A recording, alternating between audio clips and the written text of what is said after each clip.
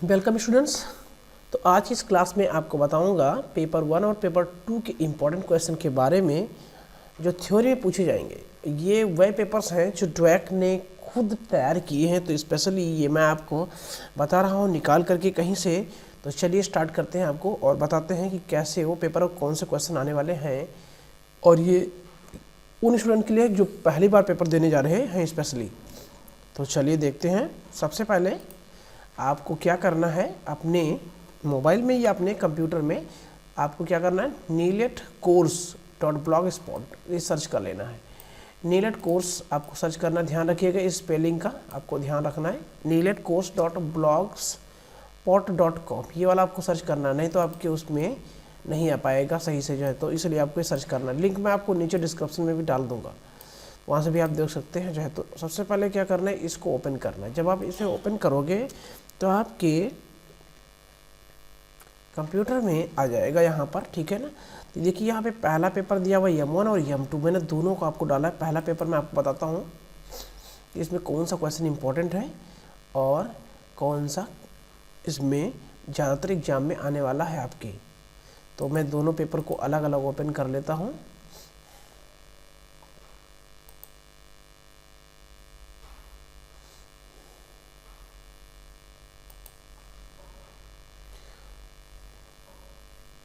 ये वह पेपर हैं जिनमें इम्पोर्टेंट क्वेश्चन है। इस बार पेपर जो आएगा वो काफ़ी कॉमन क्वेश्चन को लेकर के आएगा, बहुत ही ज़्यादा टफ नहीं होगा पेपर, आसान होगा। तो आपको आसानी से एग्ज़ाम देने में दिक्कत नहीं होगी। तो सबसे पहले क्या करना है, जब ये खुल जाएगा तो नीचे आएंगे आप लोग जो, ठीक है ना। नीचे जैसे ही आएंगे आप, यहाँ पे आपको क्या मिल जाएगा, ये यहाँ से पेपर स्टार्ट हो जाएगा। पेपर में पहले पार्ट 1 दिया हुआ है। पार्ट 1 आप पूरा सॉल्व करिए और देखिए कि क्या आप सॉल्व कर पा रहे हैं कि नहीं कर पा रहे हैं। पार्ट 1 के बाद में पार्ट यहाँ पर 2 आएगा, तो हम पार्ट 2 को ही डिस्क्राइब करेंगे यहाँ पे आपके साथ में। सबसे महत्वपूर्ण हमारे लिए यही है।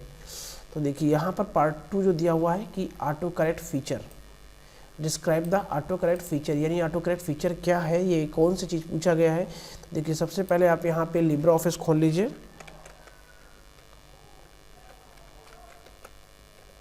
लिब्रे ऑफिस खोल करके ये, और ये ऑटो करेक्ट फीचर पूछा गया है, या आप चाहें तो MS ऑफिस के अंतर्गत भी आप इसके बता सकते हैं ऑटो करेक्ट फीचर के बारे में। तो ये लिब्रे ऑफिस में या MS ऑफिस में दोनों से क्वेश्चन आपका कहीं से भी डिस्क्राइब कर सकते हैं। ऑटो करेक्ट का मतलब क्या होता है कि हम जब कोई चीज़ टाइप करते हैं तो ऑटोमेटिकली टाइप किए हुए कंटेंट में वो स्पेलिंग को सही कर देता है। तो ये आपका कहलाता है ऑटो करेक्ट फीचर। अब इसी को डिस्क्राइब करना है कि इसका काम क्या है, एग्जाम्पल क्या है। तो मैं आपको थोड़ा सा यहाँ पर डिस्क्राइब कर रहा हूँ कि देखिए जब हम कोई टाइपिंग कर रहे होते हैं तो उसमें देखिए यहाँ पे हमने टाइप क्या किया था, ध्यान दीजिएगा, TEH। हम द टाइप करना चाह रहे हैं, लेकिन टाइप कर क्या हो जा रहा है, जैसे मैंने ध्यान से देखिएगा, फिर से देखो जरा, यही बताना है आपको एग्जाम में, वही जैसे TEH, देखो ये द हो जा रहा है। मतलब क्या हो रहा है कि जो यहाँ पर हम टाइप करना चाह रहे हैं तो इसी को ऑटो करेक्ट कर दे रहा है, गलत टाइपिंग को क्या कर दे रहा है, ऑटो करेक्ट कर दे रहा है। तो यही यहाँ पर हमें बताना है। चलिए अगला क्वेश्चन के बारे में बात करेंगे। What is the difference between primary memory and secondary memory. Primary memory और सेकेंडरी मेमोरी कौन सी होती है, ये क्वेश्चन पूछा गया है। तो देखो प्राइमरी मेमोरी का मतलब क्या होता है, प्राइमरी मेमोरी का मतलब होता है जो कंप्यूटर के अंदर लगी होती है, तो वो आपको डिस्क्राइब कर देना है प्राइमरी मेमोरी के बारे में। यानी जैसे रैम है आपका, रोम आपका हो जाएगा, ठीक है। इसके अलावा कैश मेमोरी आपका हो जाएगा। और सेकेंडरी मेमोरी का मतलब होता है जो बाहर से लगाते हैं, जैसे पेन ड्राइव है, CD है, DVD है, एक्सटर्नल हार्ड डिस्क है, ये सब हमारी सेकेंडरी मेमोरी में आएंगी। आगे कह रहा है इसी में briefly explain various type of primary and secondary storage device. कह रहा है कि शॉर्ट में आपको अब ज़्यादा डिटेल नहीं समझाना है, बस 2-3 4 लाइन आप लिख दीजिएंगे तो आसानी से कंप्लीट हो जाएगा। कह रहा है प्राइमरी और सेकेंडरी स्टोरेज डिवाइस के बारे में बताइए। तो देखिए मैंने आपको बता दिया, प्राइमरी स्टोरेज डिवाइस जैसे कि आपका रैम रोम, प्राइमरी में 2 ही आएगा, उन्हीं के बारे में आपको लिख देना, रैम के बारे में और इस रोम के बारे में। रैम मतलब होता है जो टेम्परेरी मेमोरी होती है। जैसे लाइट जाती है वैसे ही रैम आपका जो डेटा लॉस कर देता है। जो आपका हमारा जो रोम होता है ये टेम्परेरी नहीं होती, इसमें जो भी डेटा रहता है वो हमेशा बना रहता है।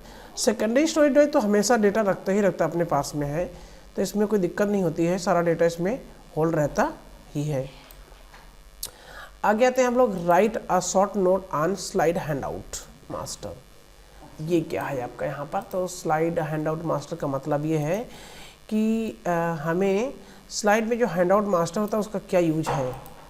तो हम यहाँ पर इसको देखेंगे। स्लाइड हैंड आउट मास्टर का कोई खास ज़्यादा तो आपको यहाँ पे टफ नहीं है, बट फिर भी आपको यहाँ पर सबसे पहले हम क्या करेंगे, यहाँ पे ओपन करेंगे प्रेजेंटेशन में जाएंगे तो आपको हैंड आउट मास्टर मिलेगा। ये अगर आपने मान लो पढ़ रखा है क्या MS वर्ड, तो MS वर्ड के अंदर भी आपको पावर पॉइंट में मिल जाएगा जो, ठीक है ना, MS वर्ड के पावर पॉइंट के साथ में। तो यहाँ पे आपको आना है और अब आपको यहाँ पर मिलेगा व्यू टैब। तो व्यू टैब के अंदर मिलेगा यहाँ पर मास्टर स्लाइड है और हैंड आउट, यहाँ पर हैंड आउट मास्टर देखो दिया हुआ है ये। तो ये हैंड आउट मास्टर आपका दिया हुआ है। इसमें हेडर को एडिट किया जा सकता है, फुटर को डेट एंड टाइम डाल सकते हैं, फुटर डाल सकते हैं, यहाँ पर है, ठीक है ना। इसके अलावा इसमें लेआउट की संख्या हम कम ज़्यादा घटा बढ़ा सकते हैं। तो इसी के बारे में आपको उसमें डिस्क्राइब करना है। नेक्स्ट क्वेश्चन की हम बात करेंगे तो पहला क्वेश्चन आपका आसानी से हो जाएगा, बहुत ही आसान क्वेश्चन आने का संभावना है। दूसरा क्वेश्चन आपका दिया हुआ है, डिफाइन नेटवर्क टोपोलॉजी। टोपोलॉजी के बारे में बताइए। देखिए ये नेटवर्क टोपोलॉजी क्या होती है उसके बारे में पूछा गया है। तो टोपोलॉजी का मतलब ये है कि जब हम एक साथ में, जैसे हमारे पास कंप्यूटर में मान लो हमारे पास 10 कंप्यूटर है और हम उन सभी कंप्यूटरों को आपस में कनेक्ट करना चाहते हैं एक दूसरे से, तो हमें किस टेक्निक का प्रयोग करके कनेक्ट करना होगा। तो यानी कि यहाँ पे जो कंप्यूटर हमारा एक दूसरे से कनेक्ट हो रहा है वो कनेक्शन का तरीका क्या होगा, उस तरीके को ही हम लोग यहाँ पे बोलते हैं टोपोलॉजी। और इस तरीके में कई आपको आते तरीका जो है, जैसे आपका आता है रिंग टोपोलॉजी, यानी जो कि रिंग जैसा कुछ होता है, यानी कि ये एक सर्किल के रूप में ऐसे कनेक्ट होगा और कंप्यूटर आपस में एक दूसरे से जुड़े रहते हैं, ठीक है ना। रिंग के अलावा एक ऐसा तरीका आता है जिसमें आपका होता है बस, जैसे कंप्यूटर एक बस के रूप में जुड़ा रहता है, तो उसमें एक ही वायर होता है और स्टार्टिंग और लास्ट में एक आपको जो है कुछ भी एंड होता है, तो ये बस के तरीके से होता है। इसके अलावा एक स्टार होता है आपका, स्टार टोपोलॉजी। तो स्टार टोपोलॉजी भी हमारा यहाँ पर जो है एक प्रकार से स्टार के तरीके से बना होता है, बीच में एक सर्वर रखा होता है और उसी से सारे कंप्यूटर हमारे जुड़े होते हैं। तो ये जैसे यहाँ पे अलग अलग कंप्यूटर होंगे तो वो स्टार के रूप में क्या करेगा, सबको जोड़ करके रखेगा हमारा मेन सर्वर जो है। स्टार के अलावा होता है एक कॉम्प्लेक्स टोपोलॉजी होती है। कॉम्प्लेक्स का मतलब होता है जैसे दो तरह की टोपोलॉजी हमने, यहाँ मान लो एक टोपोलॉजी यहाँ भी, एक टोपोलॉजी यहाँ भी, और सबको हमने एक दूसरे से जोड़ दिया, तो ये कॉम्प्लेक्स टोपोलॉजी कहलाती है। इसको ट्री टोपोलॉजी भी कहा जाता है। तो टोपोलॉजी के बाद में आते हैं अगले क्वेश्चन पर जो है, तो define cell referencing. Cell referencing के बारे में कह रहा है, explain different type of cell referencing with example. Cell referencing क्या होता है, तो देखिए यहाँ पर आपको बता दें कि सेल रेफरेंसिंग जो होती है वो दो तरह की सेल रेफरेंसिंग है। पहला चीज़ तो ये कि सेल रेफरेंसिंग यहाँ पे वैसे तो दो होती है, एक एब्सोल्यूट होती है सेल रेफरेंसिंग और दूसरा हमारा मिक्स्ड सेल रेफरेंसिंग है। और तो यहाँ पे एब्सोल्यूट जो सेल रेफरेंसिंग होगी, सेल रेफरेंसिंग यहाँ पे एब्सोल्यूट वाला हो जाएगा, और दूसरा एब्सोल्यूट के अलावा हमारे पास होता है मिक्स्ड सेल रेफरेंसिंग। देखो एब्सोल्यूट का मतलब क्या होता है, जिसमें डेटा फिक्स रहता है, फिक्स करने के हम लोग डॉलर का प्रयोग करते हैं। जब कोई सेल होगा, सेल जैसा होता है, ये सेल है और इसका एड्रेस मान लो A1 है, तो अब अगर हमें इस सेल के अंदर इसका एड्रेस लिखना है तो हम क्या करेंगे, इक्वल लगाएंगे और डॉलर लगाएंगे, फिर लिखेंगे A, फिर लिखेंगे डॉलर, फिर लिखेंगे 1, तो ये हो जाएगा एब्सोल्यूट सेल रेफरेंसिंग, ठीक है ना। लेकिन अगर हमने मान लो सिंगल डॉलर लगाया है, कुछ ऐसा लिखें अगर हम सेल के अंदर इक्वल डॉलर A1, तो ये हो जाएगा मिक्स। यानी कि हम इसको कह सकते हैं कि कॉलम वाइज या रो वाइज रेफरेंसिंग करना, तो यहाँ पर एब्सोल्यूट रेफरेंसिंग हो जाएगा और मिक्स्ड सेल रेफरेंसिंग हो जाएगा। तो इस तरीके से आपको डिफाइन करना है और अपने कॉपी में बनाकर दिखाना है किस तरीके से हम उसको यूज करेंगे। हम यहाँ पर आपको अगले क्वेश्चन की तरफ चलते हैं। Explain in detail the book mark and hyperlink. Book mark और हाइपरलिंक बहुत बढ़िया तरीके से हमने आपको बता रखा है वीडियो में, आप अगर चाहें तो उसको देख सकते हैं। नेक्स्ट क्वेश्चन है, what is the advantage of presentation package? Give an example such as package, how we can create transition and animation in presentation. देखो यहाँ पर आपको एक तो कह रहा है कि प्रेजेंटेशन पैकेज क्या है, तो इसके बारे में आपको बताना है, उसका फ़ायदा क्या है। दूसरा आपको ऐसे कोई पैकेज का एग्जांपल दीजिए and we can create transition. तो देखो यहाँ पर एक पैकेज बनाते हैं। पैकेज इन द सेंस ये कि हमें एक ऐसा पीपीटी तैयार करना है जिसमें एक पैकेज बना हुआ हो जिसको हम टेम्पलेट भी बोल सकते हैं। यहाँ पर तो यहाँ पर हमने कुछ टेम्पलेट्स के बारे में खोल रहे हैं, लेकिन यहाँ पे विजार्ड ले लेता हूँ पहले। टेम्पलेट में सेव एज टेम्पलेट या मैनेज टेम्पलेट पे देखता हूँ कुछ टेम्पलेट्स हमें मिल जाए इसमें। ये देखो टेम्पलेट बने हुए हैं, तो ये पैकेज टेम्पलेट हैं, ठीक है ना। तो हम इन पैकेज टेम्पलेट को ओपन करेंगे। देखिए यहाँ पे बना बनाया टेम्पलेट है, तो अच्छा लग रहा है, काफ़ी लुकिंग वाइज जो है, ठीक है ना। अब इसमें हम लोग ट्रांजेक्शन का प्रयोग करें और इसके अलावा हमें बोला गया है कि इसमें हमें ट्रांजेक्शन और एनिमेशन का दोनों का प्रयोग करना है, ठीक है ना। तो यहाँ पे हम जाएंगे तो इसके अंदर आपको स्लाइड मिल जाएगा और एनिमेशन मिल जाएगा। इसके अंदर आपको कहाँ पे इसमें दिया हुआ है टूल, यहाँ पे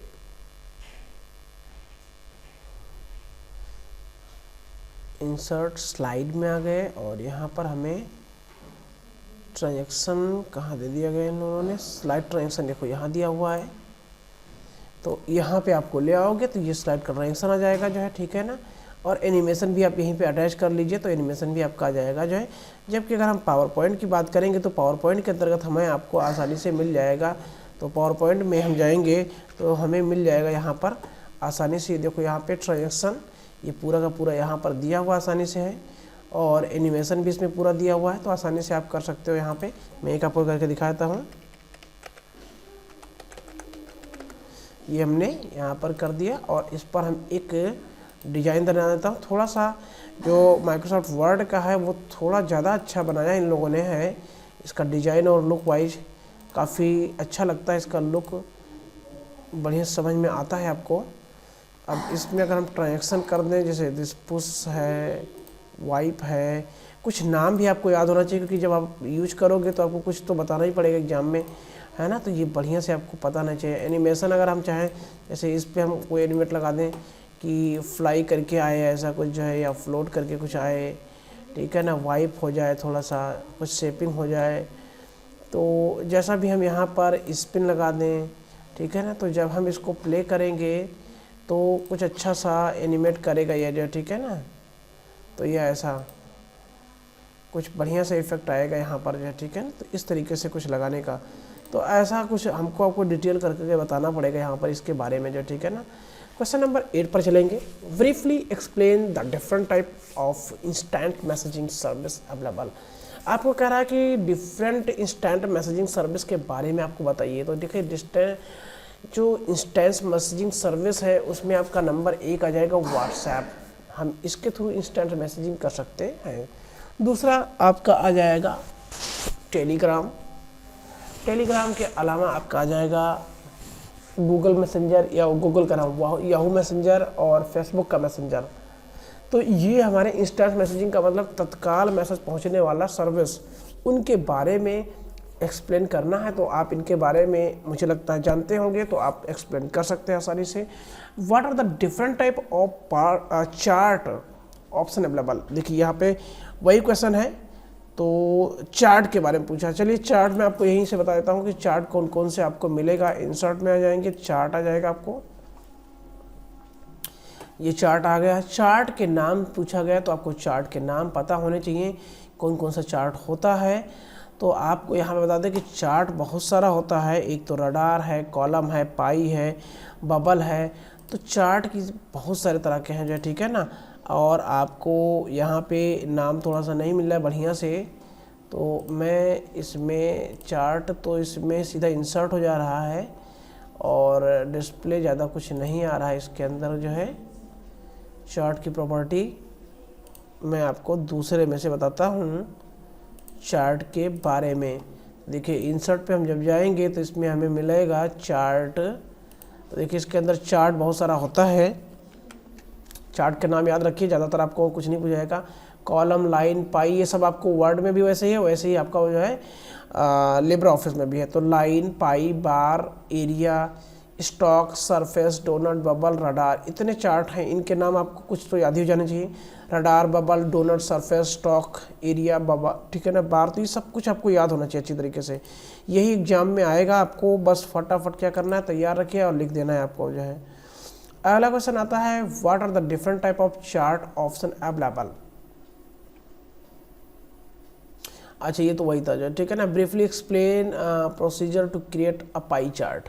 पाई चार्ट का प्रोसीजर क्या है, बहुत ही सिंपल है, कुछ खास नहीं करना है इसमें। देखो जैसे मैं आपको पावर पॉइंट में दिखा रहा हूँ, आपका वर्ड में भी बिल्कुल सेम रहेगा। मैंने यहाँ पर ले लिया पाई चार्ट, ये पाई चार्ट है। आपको जैसे ही ओके करोगे डेटा मांगेगा आपसे जो, ठीक है ना, तो ये एक्सेल खोल देगा आपको, ठीक है। यहाँ पे मैंने लिख दिया जो है कि पेपर 1 के स्टूडेंट हैं 500, पेपर 2 के स्टूडेंट हैं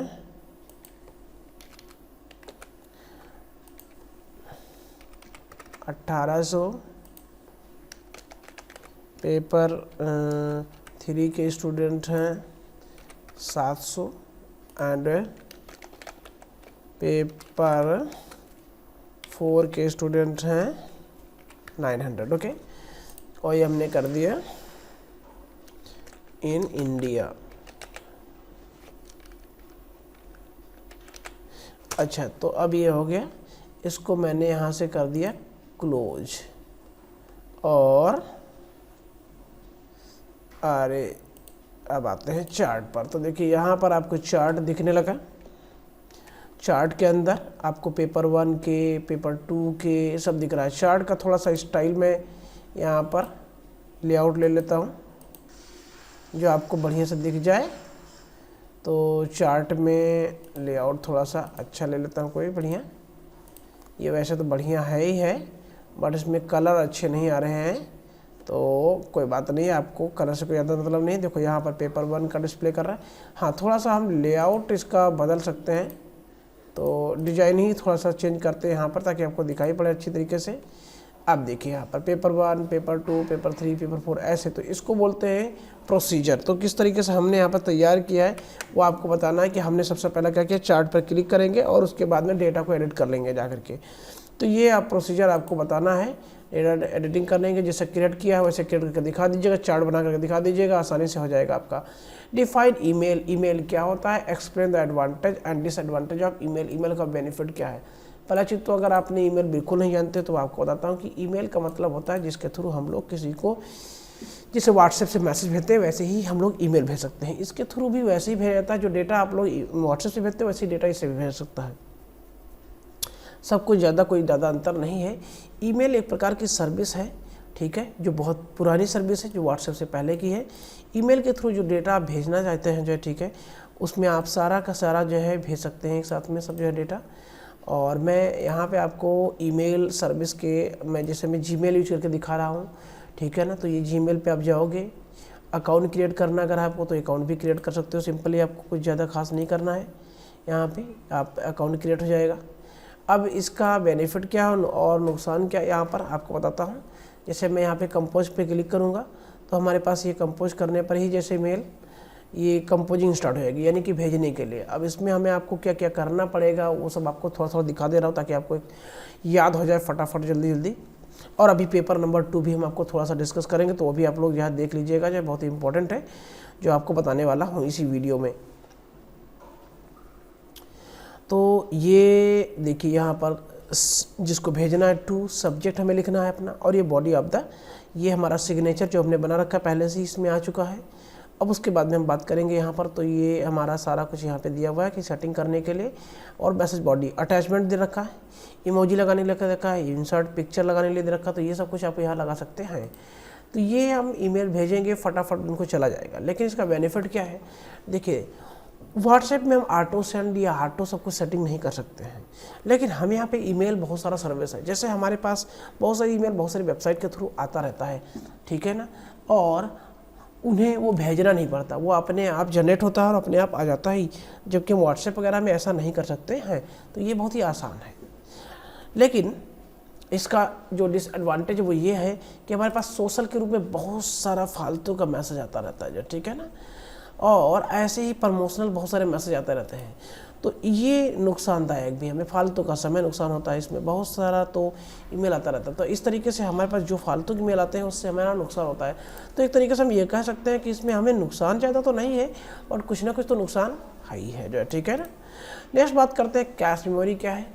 रैम के साथ में जो मेमोरी लगी होती है उसी को हम लोग बोलते हैं कैश मेमोरी, वो रैम में ही होती है, और ये बहुत ही फास्ट होती है रैम की अपेक्षा में, और ये बहुत ही काम की मेमोरी होती है। और ये विशेष कर कंप्यूटर में बहुत क्रिटिकल काम को यूज़ करने के लिए यूज़ किया जाता है, जिसमें बहुत ही हाई स्पीड की मेमोरी की ज़रूरत होती है। इंटरनेट ऑफ थिंग, वैसे तो ये हमारा चौथा पेपर में है, लेकिन इन्होंने इसी में पूछ लिया है। तो इसका मतलब क्या होता है कि जितनी भी दुनिया की चीज़ें हैं उनको इलेक्ट्रॉनिक रूप में है, जैसे पंखा है, कूलर है, फ्रिज है, एसी है, जितना कुछ उनको सबको इंटरनेट से जोड़ देना, उसी को हम लोग बोलते हैं इंटरनेट ऑफ थिंग्स। और उन्हें जोड़ करके फिर हम जैसा चाहे उनको अपने हिसाब से कंट्रोल कर सकते हैं। तो इसे कंट्रोल करने के फीचर को ही हम लोग बोलते हैं internet of things. Internet of thing का मतलब मैं आपको यहाँ पे एक छोटा सा पिक्चर दिखाता हूँ ताकि आपको और थोड़ा सा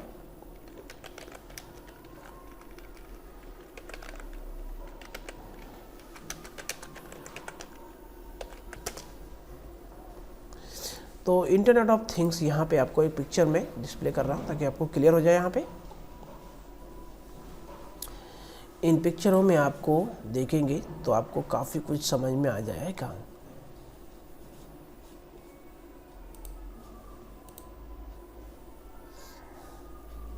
अब थोड़ा सा मैं इसे बड़ा कर दे रहा हूँ, इसी में दिखाता हूँ। देखिए इसमें आप पिक्चर में देख रहे होंगे कि बल्ब भी है, बस भी है, कार भी है, हेलीकॉप्टर भी है, सब कुछ एक दूसरे से क्या हो रहा है, जुड़ा हुआ दिख रहा है, जोड़ करके दिखाया जा रहा है।